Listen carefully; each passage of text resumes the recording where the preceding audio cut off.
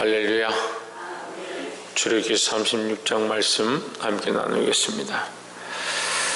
36장 1절에 보면 부살렐과 오홀리압과 및 바울의 마음이 지혜로운 사람 곧 여호와께서 지혜와 총명을 부어사 성소에 설 모든 일을 할 줄 알게 하심을 입은 자들은 여호와의 무릇 명하신 대로 할 것이니라 했습니다.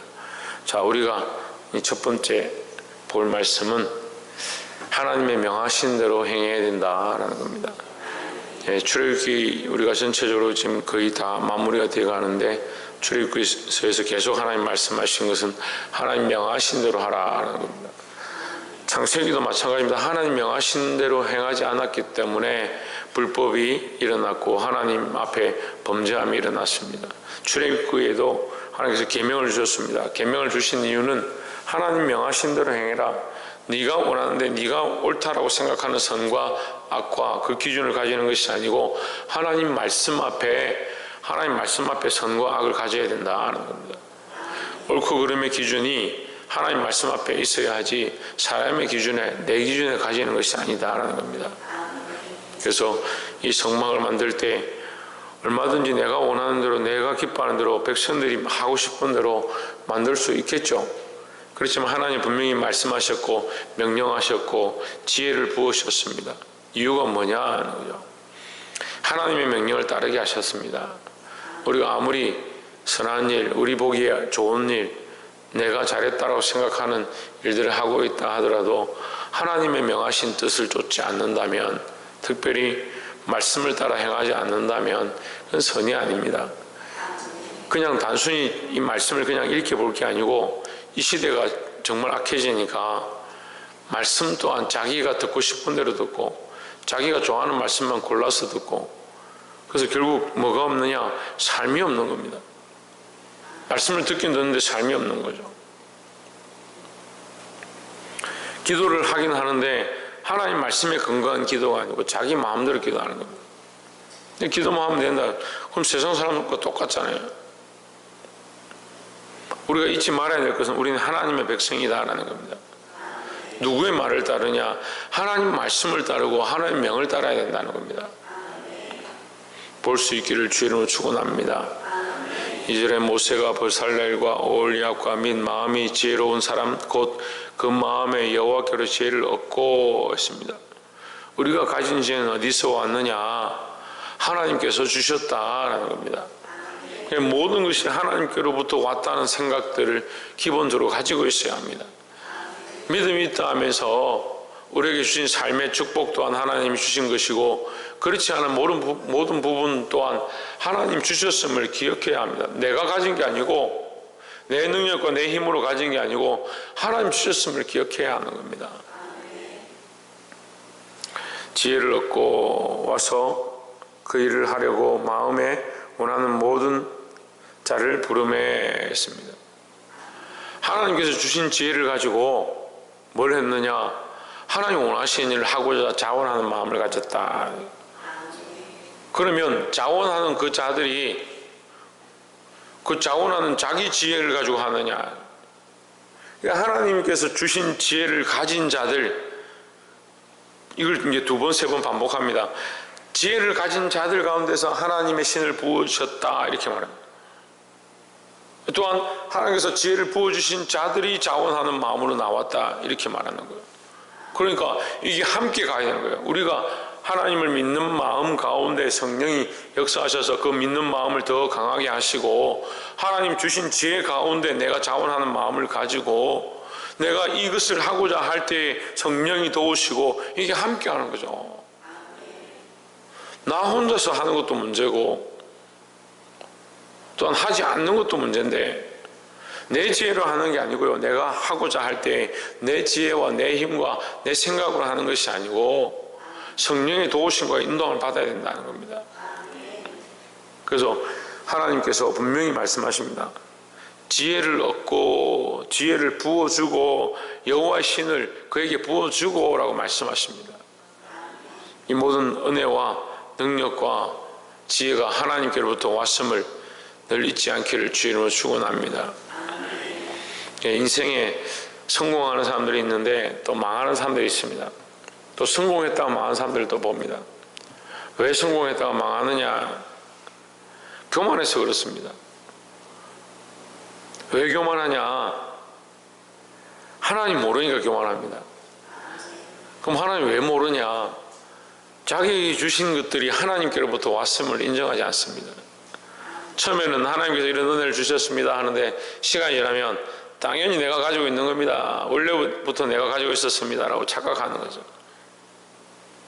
우리 인생도 그렇고 삶도 그렇고 우리가 주신 지혜도 그렇고 하나님이 주셨다라는 거예요. 하나님께로부터 왔다는 사실을 늘 잊지 않고 겸손하시기를 주의 이름으로 축원합니다.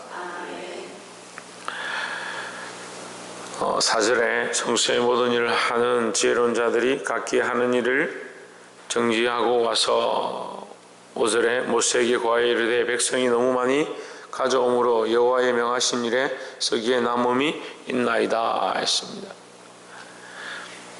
자, 이 지혜로운 자들이 이 지혜로운 일들을 하면서 하나님의 명하신 대로 이 일들을 해나가는데 어떤 어려움이 있었느냐? 계속 이 일을 하고 있는데 백성들이 자꾸 가져오니까 뭘 가지고 왔다, 뭘 가지고 이 정리를 하고 관리를 하고 그걸 받아들이고 누가 냈구나 이렇게 관리를 하는 이게 너무 힘든 거죠. 일이 많은 거죠.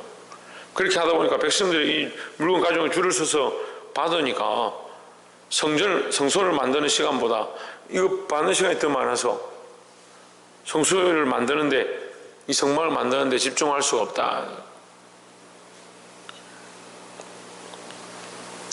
그래서 이 성소를 모세에게 찾아와가지고 모세요, 이게 너무 많이 가져옵니다. 우리가 너무 많아서 일을 할 수가 없습니다. 이렇게 말을 했습니다.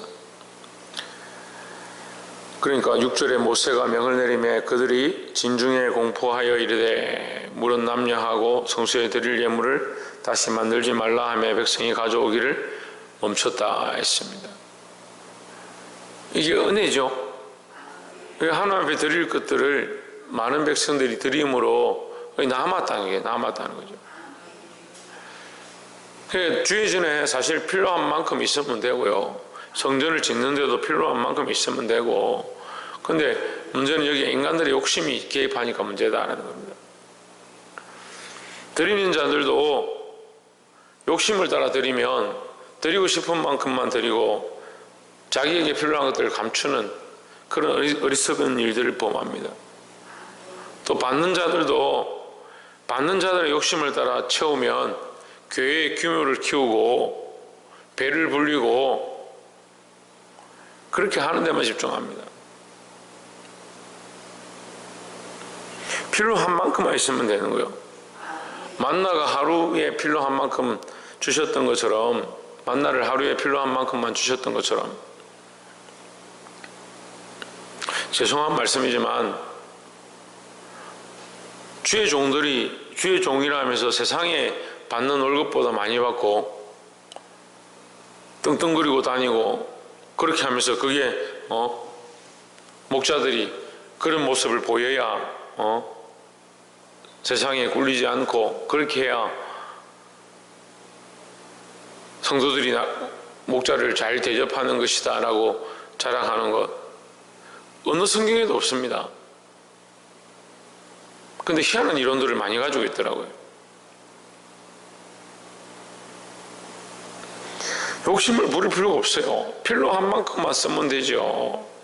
7절에 있는 재료가 모든 일을 하기에 넉넉하여 남음이 있었더라 했습니다. 있는 것만으로도 하나님의 성막을 짓는데 넉넉했다는 겁니다. 그것은 뭘 얘기합니까? 하나님께서 넉넉하게 하셨다라는 겁니다. 교회가 마땅히 받을 것들을 받아야 하고 성도들에게 받아야 될 것들을 가르쳐야 하고 드려야 될 것들을 가르치는 게 합당합니다. 하지만 문제는 드려야 될 자들이 제대로 드리지 않는 거죠. 또 받는 자들이 그것을 자기를 위한 욕심으로 잘못 쓰는 겁니다. 분명히 말씀은 우리에게 가르쳐주고 있습니다. 명령을 따라서 하나님의 말씀을 따라서 사용해야 하고 또 더 나아가서 하나님께로부터 이 지혜와 은혜가 왔음을 잊어버리면 안 된다는 겁니다. 그럼 결국 이 예물 또한 누구의 것입니까? 하나님의 것입니다. 드린 자들도 그것이 하나님의 것이라 생각하고 드렸고, 드린 자들의 가진 원리가 하나님께로부터 와서 가졌고, 그 드린 것을 받은 자들 또한 받은 것이 하나님의 것임을 인정하는 모습을 가졌다라는 겁니다. 늘 하나님의 것을 인정하고 사시기를 주의 이름으로 축원합니다.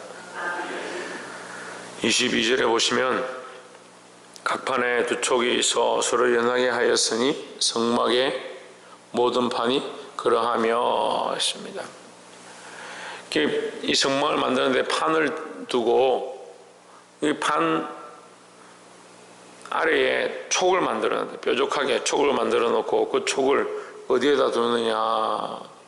24절에 그 20널판 밑에 은받침 40을 만들었으되 곧 이 널판 밑에도 두 받침이 그 두 촉을 받게 하였고 저 널판 밑에도 두 받침이 그 두 촉을 받게 하였으며 했습니다. 자, 이 은받침 위에 보통 이제 높받침 위에 이렇게 지금 성막을 세우는데 이 널판에는 뭘 바치느냐? 은받침을 바쳤다. 은받침을 바치는데 널판에 두 끝에 촉을 만들어서 이 촉이 받침 안에 들어가게 만들었다. 이 촉이 받침에 들어가는 이 촉은 우리 성도의 모습이고 이 은은 언약을 상징합니다. 그러니까 우리의 삶이 언약 속에 들어가 있어야 하나님의 언약을 늘 기억하고 그 언약 속에 살아가야 된다는 겁니다. 무슨 언약입니까? 예수 그리스도의 피로 구속을 받았고 우리가 하나님의 백성 되었다라는 언약을 잊어버리면 안 되는 겁니다. 근데 생각 자체가 그렇게 자꾸 안 돼요. 상식 자체가 그렇게 안 돼요. 어떤 문제가 생기고 어떤 상황이 닥치면 그것만 생각하지 우리가 하나님의 백성이고 하나님의 자녀고 그 언약 속에 있고 그런 생각을 안 하는 거예요. 그냥 교회만 다니고 말씀만 듣고 있으면 하나님의 백성인 줄 착각하는 겁니다. 예수 그리스도의 피로 구속함을 입었고 그래서 우리의 걸음과 우리의 삶의 모양이 어디에 있느냐? 그 은받침 안에 있다. 하나님의 언약 속에 있다는 걸 잊어버리면 안 된다는 겁니다. 말씀을 맺겠습니다. 오늘 하나님께서 우리에게 놀라운 지혜들을 주시고 우리 삶을 영위하게 하시고 더 나아가서 하나님께서 우리에게 말씀의 명령을 주셨습니다.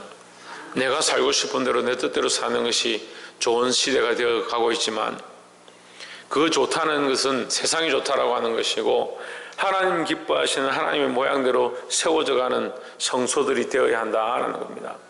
우리는 각자 교회입니다. 예수 그리스도를 머리로 하는 교회들입니다. 누구의 명령을 따를 거냐? 하나님의 명령을 따르는 하나님의 백성들이 되어야 되는 겁니다. 자기 뜻대로 하고 자기가 원하는 대로 아름답게 지어서 그게 지혜인 양 착각하는 이 약한 시대 가운데 말씀들로 살아서 하나님을 기쁘시게 하고 하나님의 언약 안에 우리의 뿌리를 내리고 흔들리지 않는 저와 여러분 되시기를 주의 이름으로 축원합니다. 기도하겠습니다. 이 시간 말씀을 기억하면서